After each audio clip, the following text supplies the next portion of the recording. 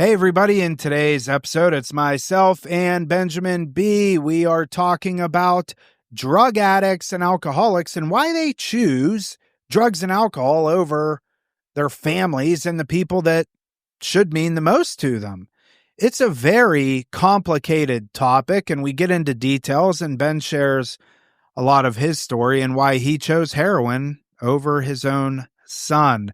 And we get into the weeds with that a little bit, and we talk a little bit about some of the cool things that we have coming out with Real Recovery Talk, with some guides and stuff that we're going to make available to you. It's a great episode. Enjoy the show. Here we are, Real Recovery Talk. I am your host, Tom Conrad. In today's episode, we've got Benjamin B. What's happening, everyone? First things first, thank you for tuning in on the podcast app, whichever one that you choose to use, and thank you for watching on YouTube.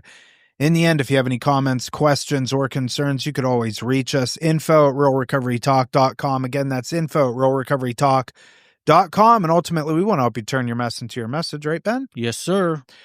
Big Book Study Week 7, we just concluded that. By the time this episode goes out, though, we will have Week 8 will be tomorrow, Monday.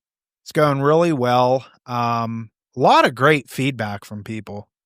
It's going phenomenal. If this is something that you're interested in, obviously you can go to realrecoverytalk.com/big book study. Just put your email in, register, and then you're going to get sent all the Zoom links and everything. And you just join us. If you can't be there live, that's totally cool, totally okay. You'll get all the recordings. You create a username and a password, and you get this portal, and every week is there. So no reason to not join, whether you're a family member, loved one, it doesn't matter. Somebody in recovery, somebody that needs to be in recovery, go there for sure. It's been awesome. It's been great. What have you been thinking about it, Ben? It has definitely been going great based off of the email feedback that I'm seeing. And, it's been something that's really, for lack of a better way to put it, come into fruition in my life. I've been making it a point to attend more big book studies just for myself. Yeah. And it's really brought me back, man. I switched for a while and started going to speaker meetings, which is not what got me to where I'm at today. What got me to where I'm at today was going to big book studies. Then I started going to some speaker meetings because I had some buddies that were like, oh, come to my home group. I made that my home group for a couple of years and started realizing hey, man, this is kind of missing the meat and potatoes. It's cool hearing people's stories and stuff like that at a meeting, but there's nothing that hits as hard as somebody going through the big book line by line and sharing their experience. Or if you will, it's almost like a portion of their story, like Eric does. Eric will reference, man, when I read this part, and he'll start choking up with tears and be like, every time I read this, brings tears to my eyes, and he explains why. And there's the Joe and Charlie tapes, for instance. They're the original big book study guys that they're on these old recordings, man. You can find them on YouTube. But theirs is actually titled The Big Book Comes Alive. Oh, I like that. And that's literally what happens, whether you're, when you're on it where Eric's facilitating it like we do, or if you're in a meeting, having somebody that knows that book and has had an experience with it makes all the difference. That brings to mind, man, my sponsor said to me once, he's like, when looking for a sponsor, don't find somebody that can tell you what the big book is about. Find someone that can tell you about their experience with it. Make sense? Yeah, I like that. Well, I mean, that's recovery in and of itself. Is how many people do we know that can recite the big book line by line, but then you see them outside of a meeting or whatever, and it's just like, oh my gosh. Yeah. It's almost hypocritical, You know what? In a way, maybe this ties into our topic, dude, that we wanted to talk about. Are you ready for that part? Yeah. Because something you just said brought this to mind. And I really appreciated when I received this compliment. I'll give him a shout out. My buddy John. John S? Yes, John S. Okay. I was wondering if I should say his last name. He could really care less if I said his last name. But nobody's going to know him. But. No, my buddy John Sperry, he literally won't care if I say his name. But at one point, he mentioned to me, and not even that long ago, he asked me to be a sponsor, and this is after he had several years of sobriety and wanted to go back through the steps, and he's become a very important person in my life. So, in the respect too that it's, this thing goes both ways. It's to the point where he is just as much of a sober support for me as I am and what was for him. But he said to me one day, he's like, Ben, man, one of the reasons that I asked you in particular to sponsor me was because I see how you are with your kids. Right? He's like, and he kind of mentioned, and he won't mind me saying this, he's like, because he's been on the podcast before, and he said, his father was an alcoholic and not the best man and not around. And with all that being said, he's like, that's something that I look at and judge people off of, if you will, when it comes to figuring out their character. Yeah. And because you were just talking about people will talk about the big book, or you'll see them in a meeting saying all the right things, but how does that reflect in their daily life? Well, a lot of times it doesn't, and they use the meetings and stuff as it's like a showboating almost, Yeah. Like, look at me, and then I don't think that's everybody. I don't want to make like a blanket statement on that. No, it's few people, in fact. Yeah. It's not a lot. But our topic for today was, and what sparked this topic for me, yesterday I had an interesting call with a lady. She signed up for a session, and I had a call with her in regards to her husband. And her husband, there's obviously some speculation that he's abusing drugs, and she was very open about him being on Suboxone for the last 20 years. And over the course of the last year, he has turned into a different person, right? And she referenced it like almost as if she was trapped in her own home. And they have 3 young kids, very young. I want to say very similar in age in terms of my kids, 9, 7, and 5, in that area. And she said, I don't even know who he is anymore. I have no idea who he is. He's a completely different person. He comes and goes as he pleases. He's locked me out of all the bank accounts. He's got me on camera. They have Ring cameras in the house. He blocked her side of, so she can't see the cameras, but he can, right?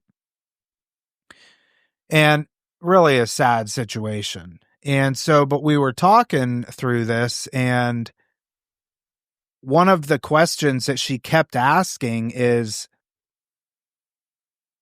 why would somebody choose this lifestyle over their own family? And I'm like, I wish I had a good answer for that, which we do. But in that moment, you know what I mean? I'm just listening to her and everything else. And it was like, it was sad. It really was, because, even on the call, like her kids, were like, who are you talking to, Mom? And then it was funny. She's like, oh, great. They're going to tell their dad that I was on the phone with some random guy. Yeah. It was a Zoom call. But, so I'm reflecting on that, and even thinking in my situation, how, God forbid I relapsed, would I choose alcohol over my own family? Chances are I would, because that's the nature of this disease. There's nothing more important. And I did end up telling her that. It was a good session. We talked for just over an hour, and I was the only person that she could talk to that would listen, that could identify and give her some reassurance that things are going to work out one way or the other. And I did tell her, don't attach yourself to the outcome, because the outcome may not be what you want. And I'll share with you after we're done recording, but I got an interesting message last night from her. Wasn't a good outcome, but I think she's going to be happy about it. And I'll tell you after we're done recording because I don't want to air her stuff out. But so it brings up the question, why do people choose drugs and alcohol over arguably the most important people in their lives? Their spouses, their children, their parents, whatever the case is. It's a very deep topic, and we'll keep this brief, but from our opinions, we're going to share with you why we think that is. Yeah, I'm going to hit you with a lot of people just throw at you the cunning, baffling, powerful, right? Yeah. But I want to relate my own experience to this, where a big part of what I went through, I had multiple, without telling my whole story, I'll jump to where I can kind of like pick up and this will make sense. I had multiple failed attempts at sobriety prior to having my first son, Weston, right? And at this point, I'm in Minnesota. That I was born and raised in South Florida, developed a severe drug habit down here, went up there to try and clean up, ended up worse up there, if you will, at least quantity-wise. I was probably doing more. But with all that being said, I had met my now ex, Whitney, and she had gotten pregnant. Why do I bring this up? Because I remember that day in active addiction saying to myself, thank God I'm having a kid. Now I've got a real reason to stay sober, right? Like I was like, this is it, man. This is all the reason I needed. And logically that makes sense. From the heart, it makes sense. Like what dad wouldn't get sober for their child, mother or father, right? And here's the thing. Knowing that wholeheartedly, both logically and in my heart, and I still couldn't pull it together, dude. I literally chose heroin over my own son. It was, I get my timelines a little mixed up because this, at this point, was a long time ago. But I'm pretty sure I was in detox by the 3rd week of his life. And I remember my mother-in-law at the time and my mom bringing Weston in as an infant, a 3-week-old infant, into a hospital setting detox to come visit me when they had visiting hours. And their idea behind that, I'll never forget, is like, hey, if we bring Weston to see Ben in detox, this will inspire him to stay sober this time. And I detoxed hard in this place for 28 days, dude. I was so sick. So sick.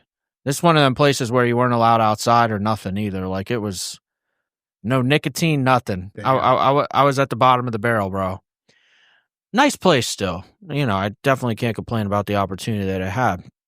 But with all that being said, I finished that 28 days there. I'm clean. I detoxed. Went through the worst of it. Crapped my brains out, threw up, coming out both ends, bro. Like, made it through the sleepless nights and the sweats. I was on the other side. And I got to tell you, I'm pretty sure it was within 24 to 48 hours getting out of there that I relapsed again. Why? And the reality of the situation, man, is that for anybody that ends up in treatment when they have kids and they come here and they say, I got to get sober for my kids, the reality is, if you're saying that, you would have already done it and you wouldn't be here. Yeah. And here's the thing that I want to hit home is that I can speak for myself, and it's near impossible to explain to somebody that hasn't been through it or that is not an addict. But I wanted nothing more but to be sober for my child. I have no reasonable explanation for anything that occurred. I do remember going through some step work with my sponsor, and I forget exactly what sparked him making this statement. But, it came up. I'm like, hey, man, I'm a good dad.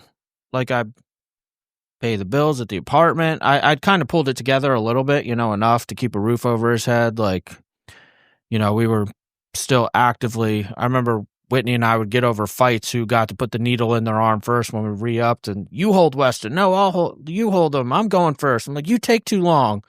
and we'd literally get in fights over that. But where I'm going with this is that he said to me, he's like, because I was like, man, I'm a good dad. He's fed. He's got a roof over his head. I hold him, cuddle him, all the things. And he hit me with an icy statement, dude. He said, Ben, here's the reality of what I'm hearing. You love heroin more than you love your kid. And damn, that hit hard. Who said that to you? My sponsor. Oh. And that what I don't know how I feel about the next statement I'm going to make, but I'd like to say that wasn't true in my heart. But we can't judge ourselves off our intentions. We have to judge ourselves off our action. Yeah. Right? And what we're actually doing. The reality of the situation, when I looked at it, I definitely chose heroin over my kid. Sure.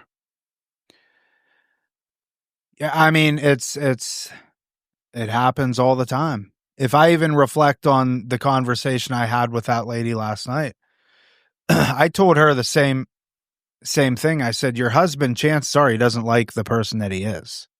Correct.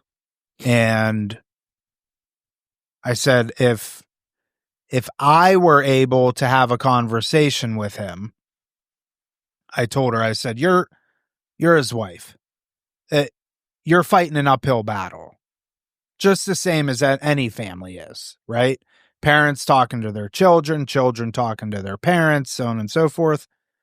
We tend not to listen to our families, which is crazy, but we don't. But if I were to have a conversation with your husband and I could level with him and like we're speaking the same language, I would probably quickly find out he doesn't like the person that he is, but he doesn't know any other way. And so because he doesn't know any other way, it's causing him to act in ways that for normal people is just totally strange. I just had an epiphany based off of what you just said. The original question was, why do they choose alcohol and drugs in this situation over family? And you just said that he probably doesn't like himself. And I look back, it's the epiphany I just had. I was so at war with myself in my own head 24/7 that how could I have possibly had time for anybody else? Yeah. Does that make sense? Well, yeah, I mean it's literally a full-time job. I mean, anybody that is a true addict or a true alcoholic is, I mean, if you're working a full-time job, you have 2 full-time jobs. I mean, I worked full-time and I drank full-time. But I had to support my drinking job with my actual job. And so that battle, right? I remember every morning waking up. I don't want to drink today. I'm not going to drink today. I can't drink today. And then noon rolls around. Oh, shit. I'll have 1, 2. That's it. 2. And then I get there and I have the 2. I'll have 2 more. That's it. Because you start feeling better. Yeah. And it's a legit battle. It is. I mean, that's arguably the biggest war that we have to fight in sobriety or in our addiction is with ourselves. Yeah, man, I like the way you put that. We're so busy fighting ourselves that we're not even intentionally fighting with you. Yeah. You're just getting in the way of our war with ourselves. Right. And they're an ally. If you look at a war, you have your allies, you have the people, and they are legit our allies, but it seems as if they're against us. When in fact, it's the complete opposite. This wife was in tears. Like, I will do anything for him. And I said, will you though? And because earlier in the week, she left the house for 2 days. She said this early on in the conversation. She said, I packed up the kids and I left for 2 days. I went to I think she went to her dad's house. I said, why are you back? And then all the excuses came out. Well, my kid's school is right by the house, and he's got me financially locked, and all the typical answers. Bro, it's logistically scary in those situations. It's exactly what she said. I don't know if I can handle the logistics of it. And I had to challenge her on that. I said, look, what's the alternative? Are you just going to continue living the way that you're living and dealing with the things that you're dealing with? And I mean, this guy is literally living in the basement because they got into a thing, and he said, you know what? I'll just live in the basement. And she's upstairs with the kids. He's an absent father, even though he lives under the same house, same roof. She's taking care of everything. She's doing all that stuff, being a mom, being, whatever. I said, are you willing to do that for who knows how long? I don't know. Well, it goes back to the old adage, you may have seen this before, but going back to what you said about she said she was willing to do anything for him. Sometimes if you love someone enough, you love them enough to walk away. That I told her that. I said, you love them from afar, you kill them up close. The best thing that you can do is leave. And let go. Yeah. I mean, essentially, dude, that's what my parents did with me. Yeah. They said, we're done. Like, you don't love me, But the reality of the situation is that's when I finally got better. Yeah, I told her, I said, you'll land on your feet. Mm-hmm. Probably very shortly after. Yeah. And I said, and I'm not even saying you leaving is a permanent thing. In fact, chances are it won't be. But I don't see any other way around it, honestly. And I said, I don't know if I'm giving you the news that you want to hear or what, because she kind of went a little silent. But it's the truth. I mean, there's literally no other way around it. But getting back to like, why do people choose this lifestyle over their families? There's no clear cut why. They've lost the power and choice. Yeah. According to the big book. And according to my experience. Elaborate on that. Once I have that in my system, and if you don't know what I'm talking about, this is a perfect reason to go to our big book study, realrecovery.com, realrecoverytalk.com/big book study. Got it. This is a perfect reason to go back and listen to Doctor's Opinion, which is the very first one that would be weeks 1 and 2. 1 and 2, correct. Or no. It would be it would be weeks 1 and 2. Yeah, it's week 1 and 2. I was wondering if you made it week 2, opening up with history stuff. It would be week 1 and 2, but it talks about, the allergy. And I'm not going to get crazy in the science of it. Again, go to the Doctor's Opinion big book study with Eric. But the thing is once that's in our system, dude, we're not stopping. We've lost the power and choice. Where when I have alcohol and drugs in me, or like, there is no stopping me from getting the next one. I've got that mental obsession, that physical allergy of kicked into gear. There's no turning back. There is no choice for me. I have to get that next bag of heroin. I have to get to the liquor store to get that next drink. That is all that freaking matters.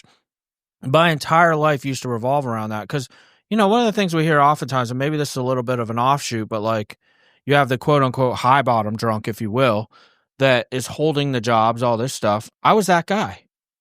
I opened the gym in the morning at 5 a.m. and worked the front desk. At 10 a.m. I switched to personal training, and then I would go to my bartending shift at like 4 or 5 or whenever that started. And I would use my gym paychecks to pay my bills in the apartment, and all my bartending money went to drugs and alcohol. Point is like you were talking about the 2 full-time jobs thing. I technically had 3 then, I guess.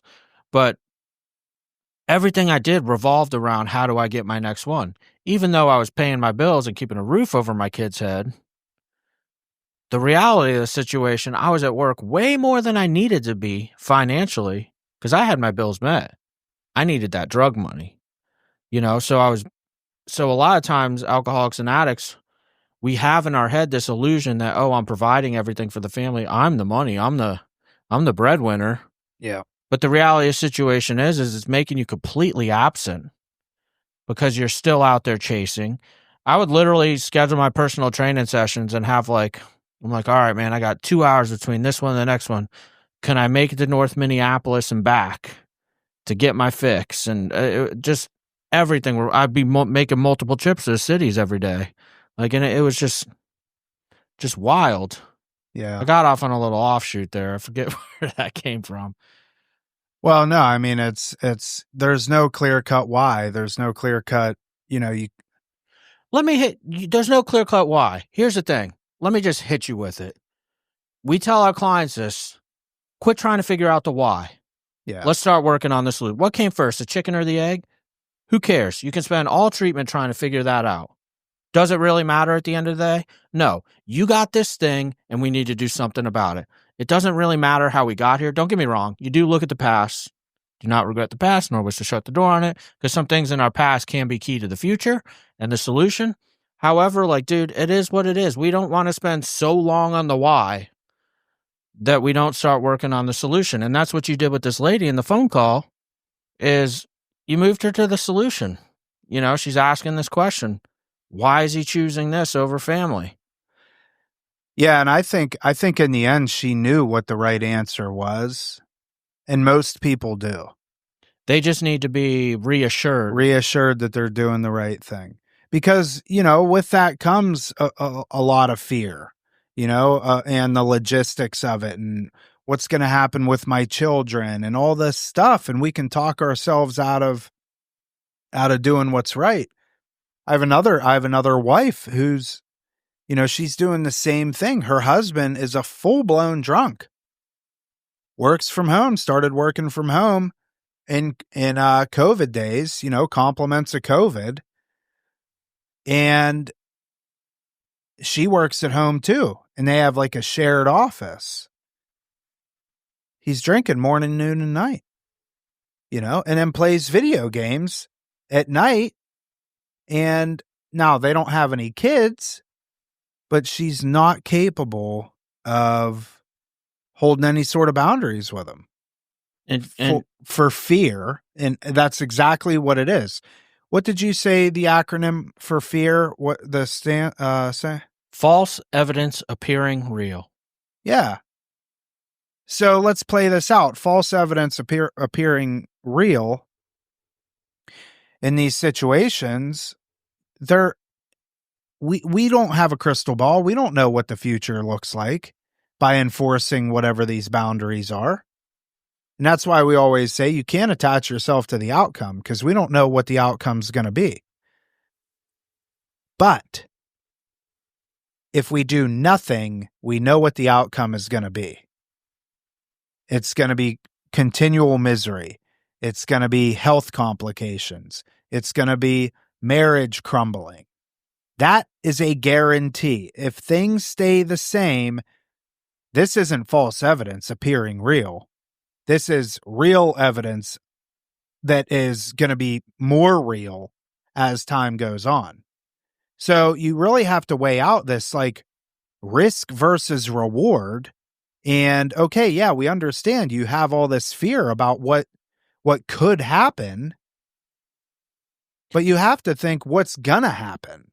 Maybe one of our listeners is listening to this and they're thinking, yeah, but Ben and Tom, you don't understand. Maybe you haven't been through this situation. Oh, baloney. Yeah. So I'm not going to go crazy into detail. I'm going to leave this extremely generic.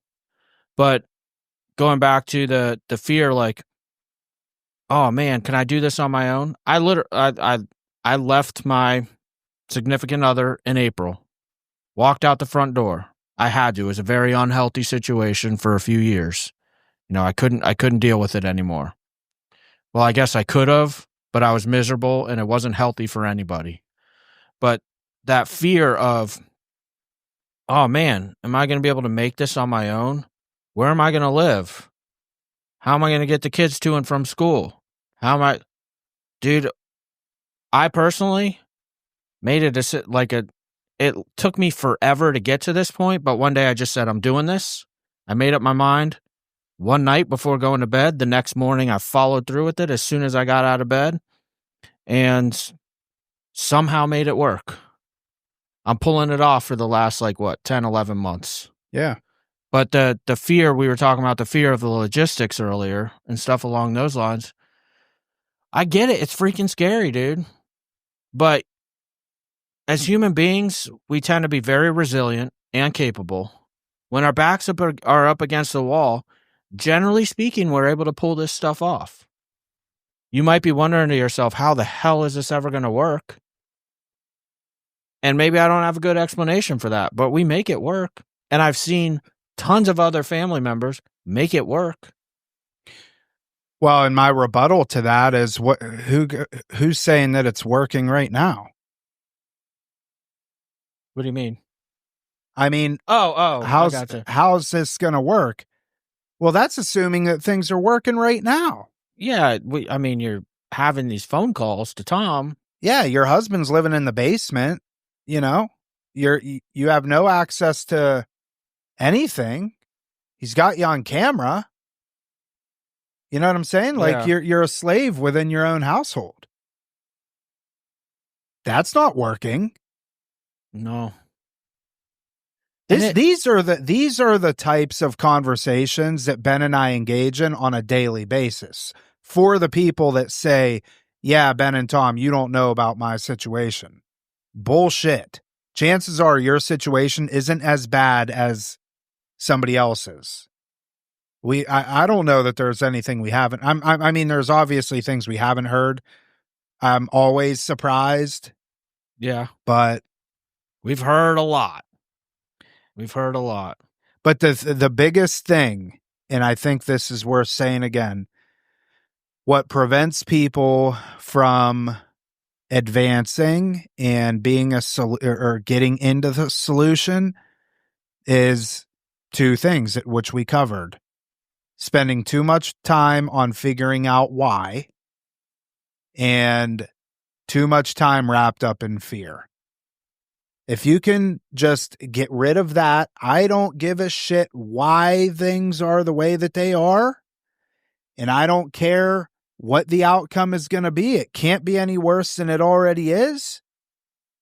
That's a huge win. You're on your way. Dude, I got kind of a funny analogy. That's a true story. Remember when I went down to Miami a couple months ago? Yeah. I smashed my finger in the car door? Yeah. It was literally squirting blood. It was like doing the psst, psst thing. Yeah.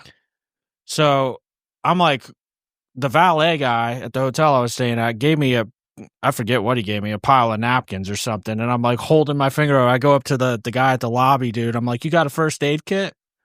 And he's like asking me, why? What happened? And I'm like explaining. I'm like, dude, I'm squirting blood. Can I get that first aid kit? And he kept asking me, well, what's the why? How did it happen? Explain this to me. I'm like, bro, get me the first aid kit. Yeah.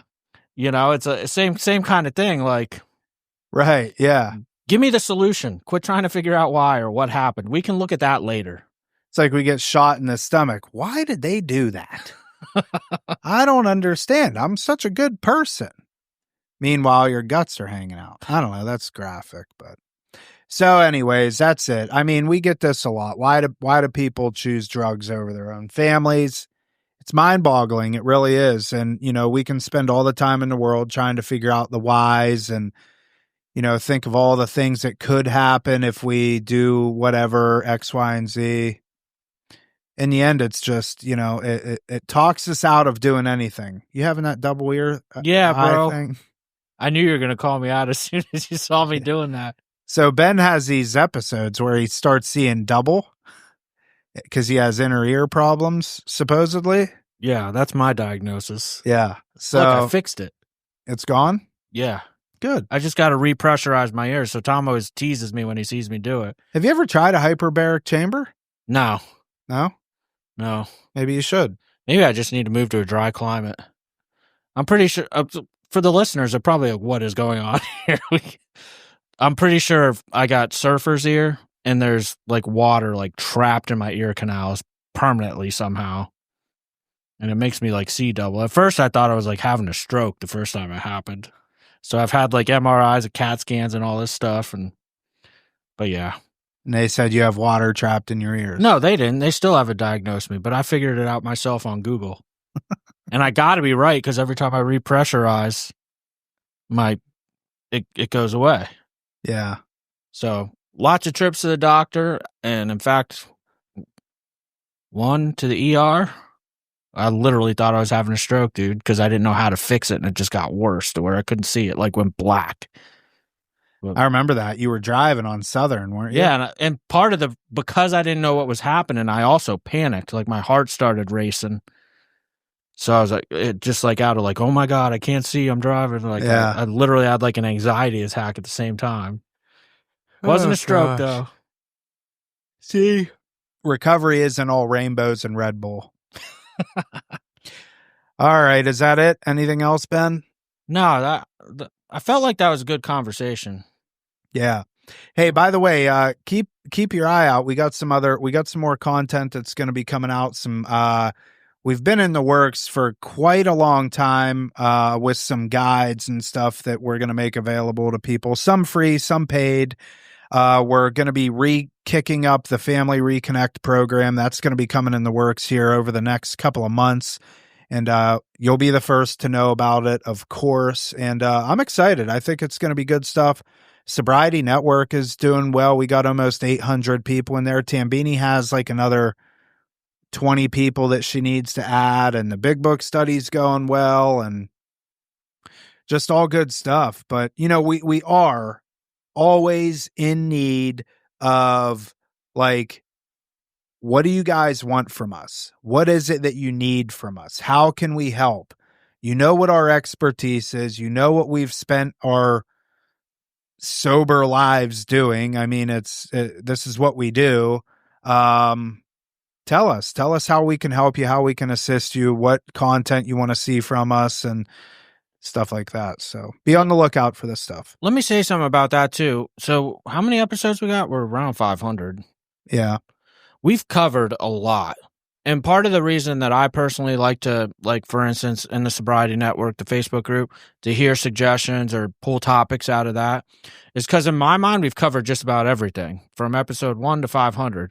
However, I have to keep in mind that, like, chances are there's not going to be someone that goes back and listens all the way to the beginning.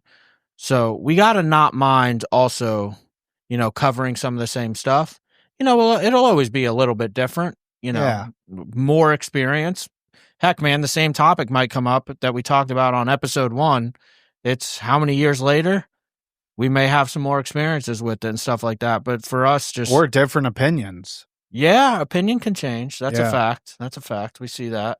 Not often, but it does. No, really. Yeah, how often? I'm trying to think of something where maybe it did, but I don't know. That thing, the breathalyzer thing. Oh, yeah, the Sober Link. The Sober Link. Yeah. That was a good episode with Amber. Yeah. Shout out to Amber Hollingsworth, too, by the way. Put the shovel down. She's awesome. But sorry, what were you saying? Yeah, that was it. That was it.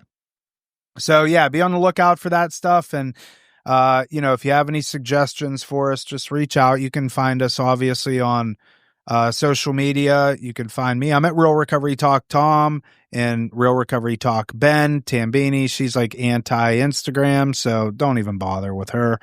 And you can email us info@realrecoverytalk.com. So, all right, that is it for this episode of Real Recovery Talk. Thank you for tuning in on the podcast app, whichever one that you choose to use. And thank you for watching on YouTube. In the end, if you have any comments, questions, or concerns, you could always reach us, info@realrecoverytalk.com. Again, that's info@realrecoverytalk.com.